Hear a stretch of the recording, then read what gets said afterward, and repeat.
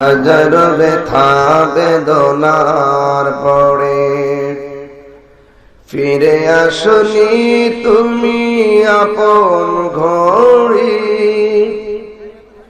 দিনের আলো তুমি ছড়িয়ে দিতে চলে গেছো মদিনায় মক্কা ছেড়ে।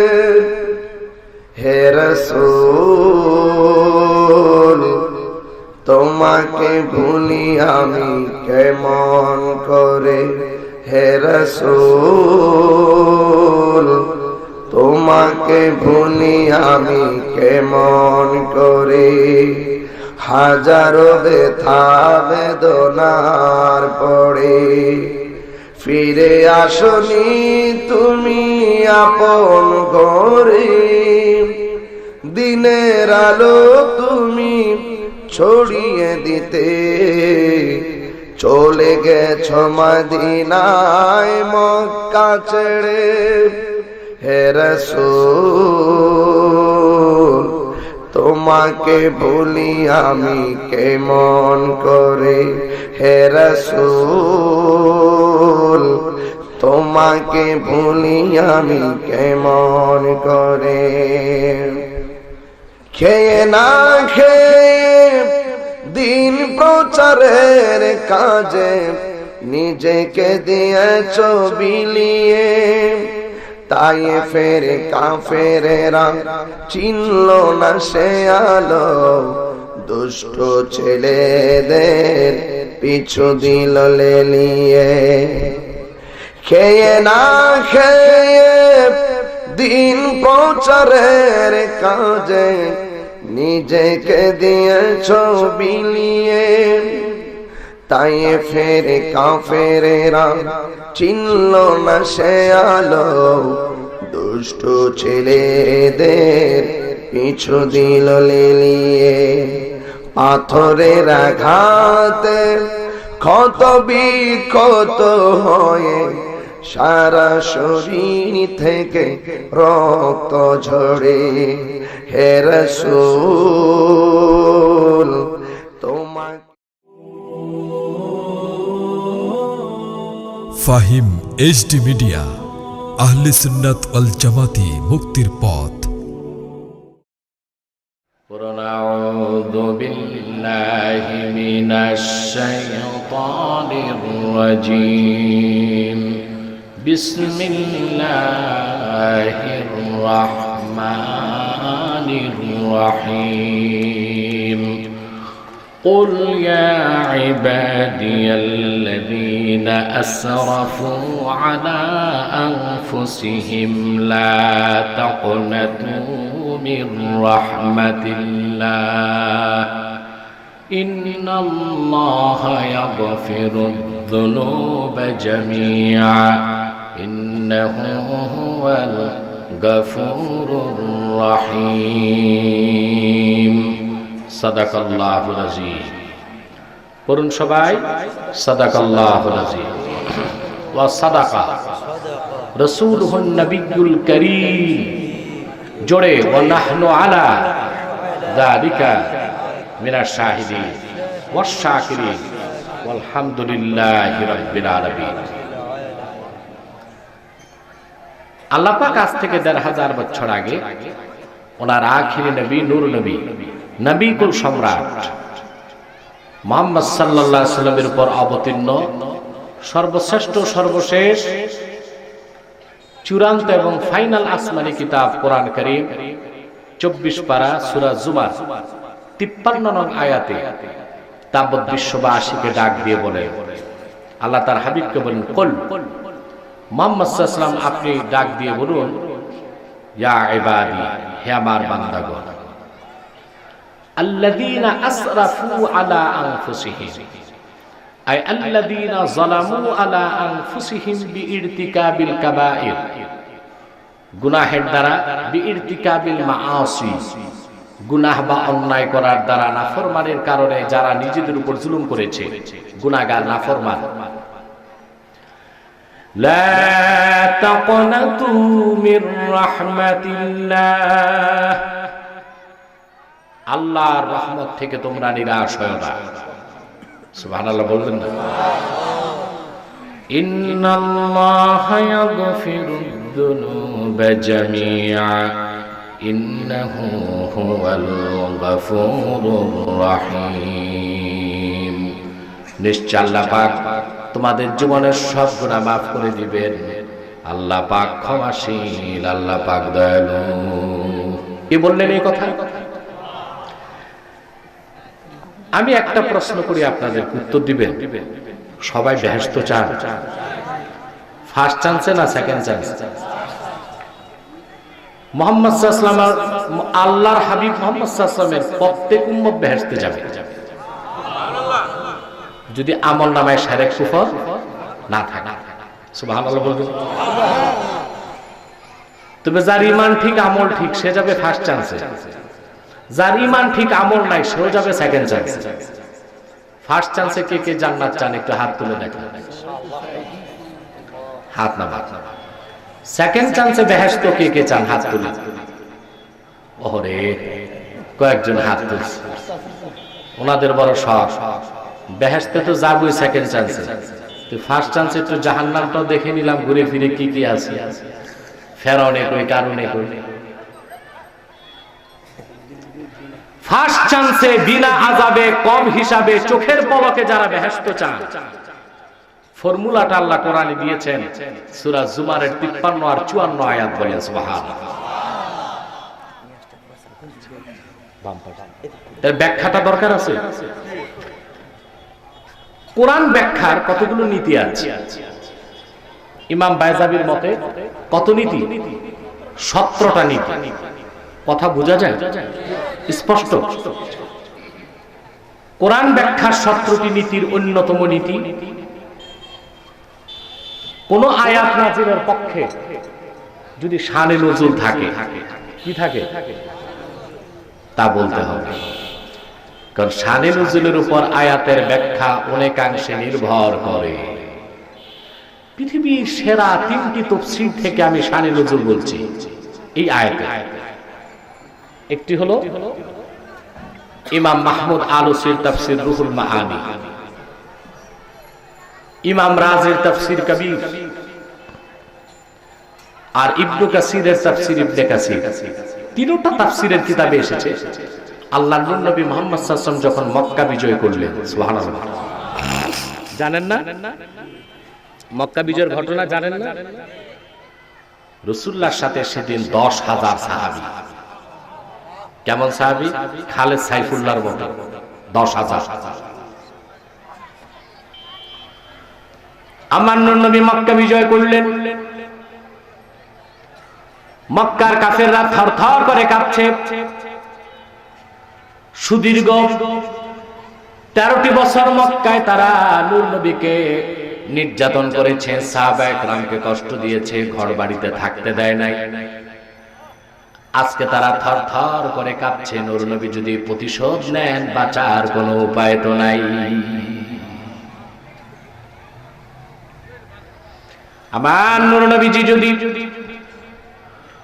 কাফের মুশরিকদের 13 বছরের নির্যাতনের প্রতিশোধ নিতে চাইতেন, মুখে বলার দরকার হতো না, আঙ্গুলের ইশারা করলেই মক্কার কুরাইশ কাফেরদের গর্দান আমার নূর নবীর কদমে চলে যায়। হুজুর প্রতিশোধ নিলেন না।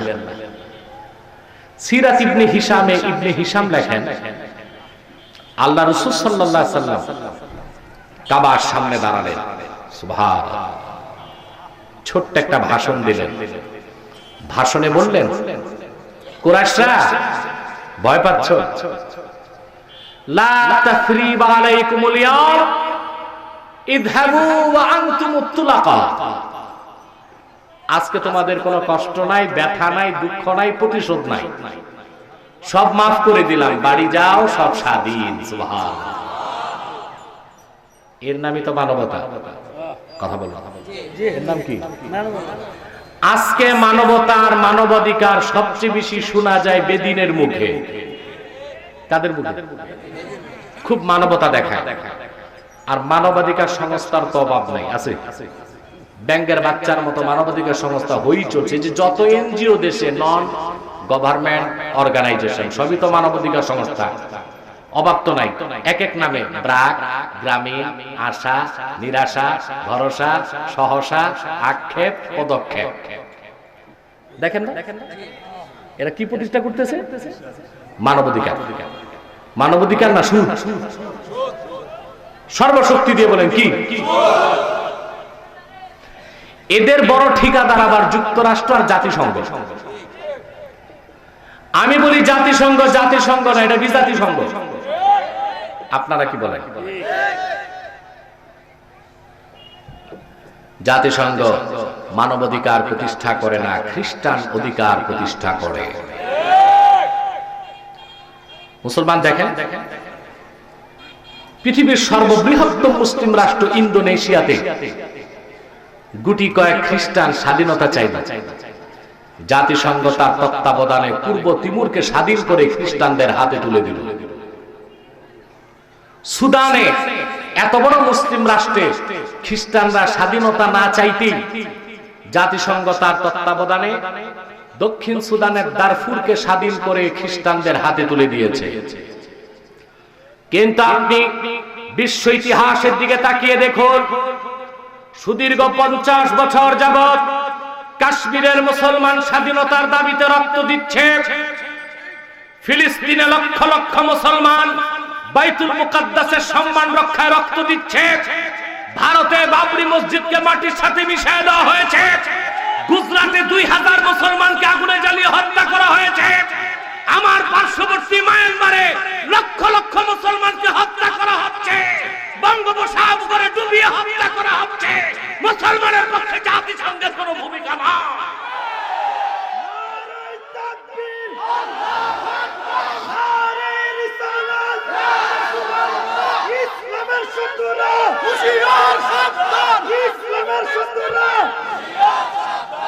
সেজন্য আমি বলি,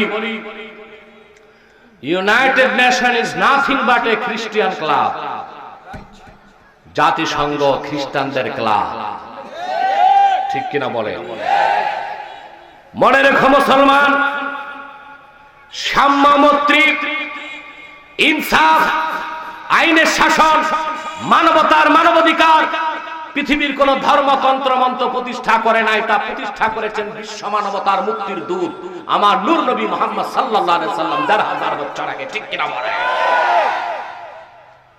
13টি বছর এত কষ্ট দিল তার আরবের মানুষ।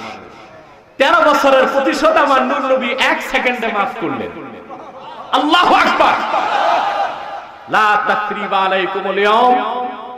কুরাইশরা ভয় পাচ্ছ?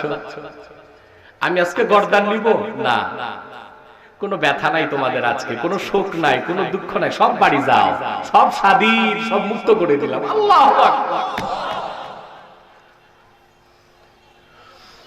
দলে দলে মানুষ ইসলামের সুশীতল ছায়াতলে আশ্রয় নিতে লাগলো। তাফসীর সাক্ষী, আরবের কাফেরদের মধ্যে এক যুবক ছিল, তার নাম ওয়াহশী। মক্কা ছেড়ে পালায়ে যাচ্ছে। সাহাবায়ে কেরাম বললেন, ইয়া ওয়াহশী আইনা তুরিদ, তুমি কোথায় যাও? ওয়াহশী বলল, মক্কা ছেড়ে পালিয়ে যাচ্ছি। কেন? সে বলল, আমি জানি মুহাম্মদ সাল্লাল্লাহু আলাইহি সাল্লাম সবাইকে মাফ করলো, আমাকে মাফ করবেন না। আমার অপরাধ মার্জনীয়।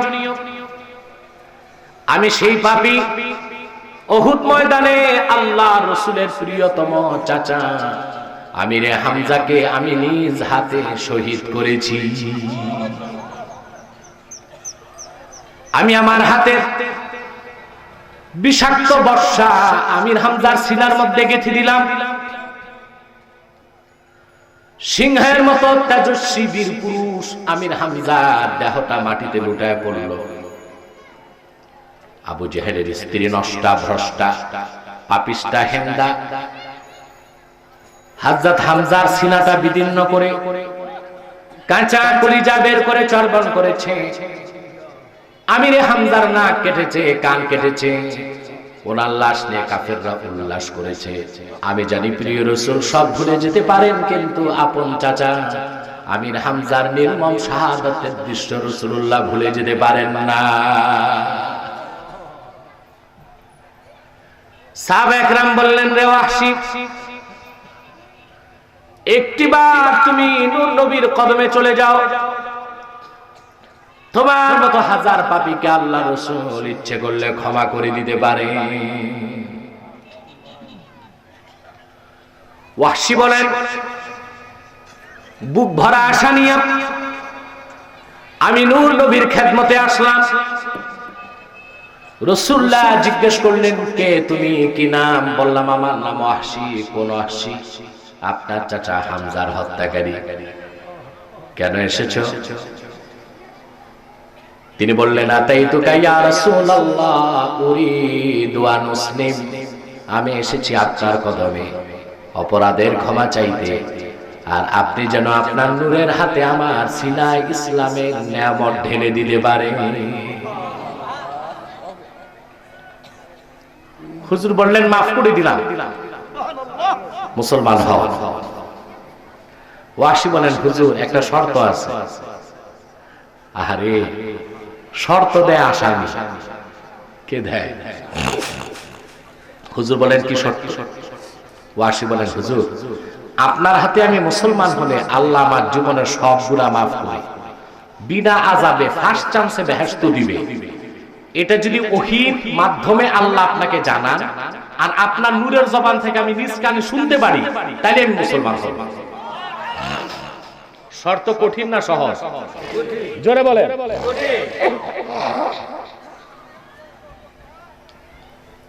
শর্তটা কঠিন না? শর্ত দিয়েছে কি? আসামি। সুবহানাল্লাহ। সঙ্গে সঙ্গে আল্লাহ তাআলা আয়াত নাযিল করে দিলেন, والذين لا يدعون مع الله إلها آخر ولا يقتلون النفس التي حرم الله إلا بالحق ولا يزنون ومن يفعل ذلك يلقى أثاما। আল্লাহ পাক আয়াত নাযিল করে দিলেন, মুহাম্মদ সাল্লাল্লাহু আলাইহি ওয়াসাল্লাম ওয়াহশীকে জানিয়ে দিন, বান্দাদের মধ্যে যারা আল্লাহর সাথে অন্য কাউকে ডাকে না, শিরক করে না, কুফর করে না, অন্যায়ভাবে মানুষ হত্যা করে না, জিনা ব্যভিচার করে না, আল্লাহ পাক ইচ্ছে করলে তাদের জীবনের সব গুনাহ মাফ করে দিবেন। ওয়াহশী বলেন, হুজুর আল্লাহ তো শর্ত দিয়েছেন। কি দিয়েছেন? যে তিনটা গুনাহ না করলে মাফ করবেন। এই তিনটা গুনাহই তো আমি করছি, বুঝছেন? ইন্নী আশরাকতু বিল্লাহ ওয়া কাতালতুন নাফসাল্লাতী হারামাল্লাহু ইল্লা বিল হাক্কি ওয়া যানাইতু। আমি শিরক করছি, আমি মানুষ হত্যা করছি, কতবার জীবনে জিনা করছি তার হিসাব নেই। তা আল্লাহ কি আমাকে মাফ করবেন? কথা বুঝতেছেন? সঙ্গে সঙ্গে আবার আয়াত নাযিল হয়ে গেল,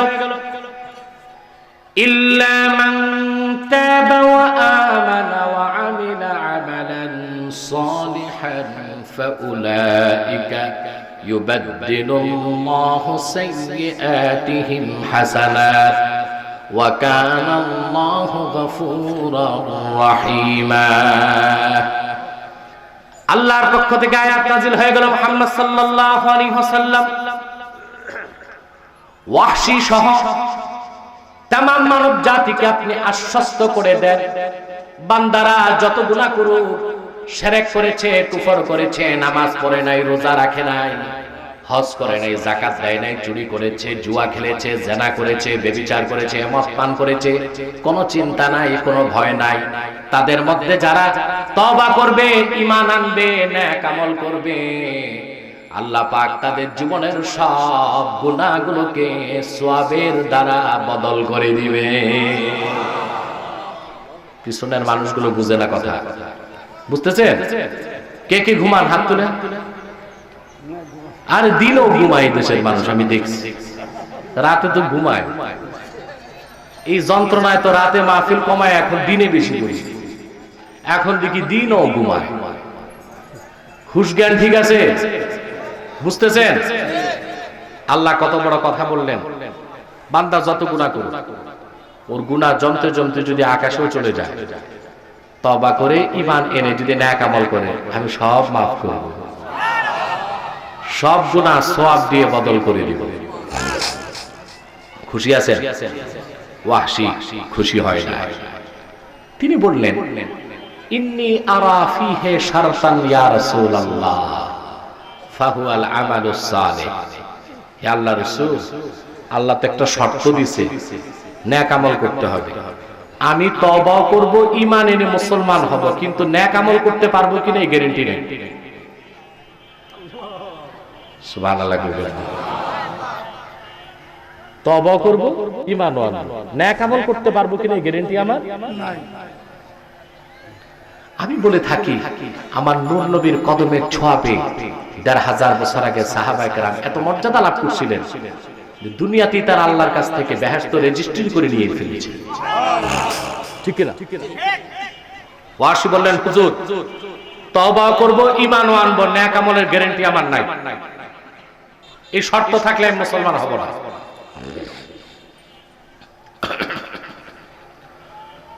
সঙ্গে সঙ্গে আবার আয়াত নাযিল হয়ে গেল, ইন্নাল্লাহা লা ইয়াগফিরু আন ইউশরাকা বিহি ওয়া ইয়াগফিরু মা দুনা যালিকা লিমান ইয়াশা।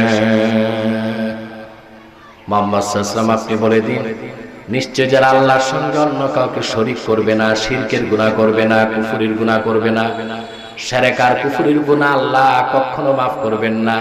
তাছাড়া বান্দা যত বড় গুনাহ করুক না কেন, ইচ্ছে করলে আল্লাহ তওবা ছাড়া মাফ করে তারে জান্নাত দিয়ে দিবে। আজকে আপনাদের গলার ভলিউম কম, একটু জোরে বলেন সুবহান। সমস্বরে সুবহানাল্লাহ, সুবহানাল্লাহি রাব্বিল আরশিল আযীম। আল্লাহ ঘোষণা করে দিলেন, যদি আমার বান্দাদের শিরক কুফর না থাকে, ইচ্ছে করলে যাকে খুশি তারে আমি গুনাহ থাকলো মাফ করে ব্যস্ত দিয়ে। খুশি আছেন? ওয়াসি খুশি হয় নাই। তিনি বললেন, ইন্নী আরা ফীহি শারতান আইজান ইয়া রাসূলুল্লাহ ওয়া হিয়া মাশইয়াতুল্লাহি আযজা ওয়া জাল ফালাআল্লি মিম্মান লা ইয়াশাউল্লাহ। হে আল্লাহর রাসূল, আল্লাহ তো আবার শর্ত দিছে।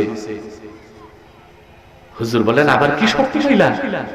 আল্লাহ যে বলছে যাকে চান তাকে মাফ করবেন, এখন আমার ক্ষেত্রে যদি আল্লাহ না চান,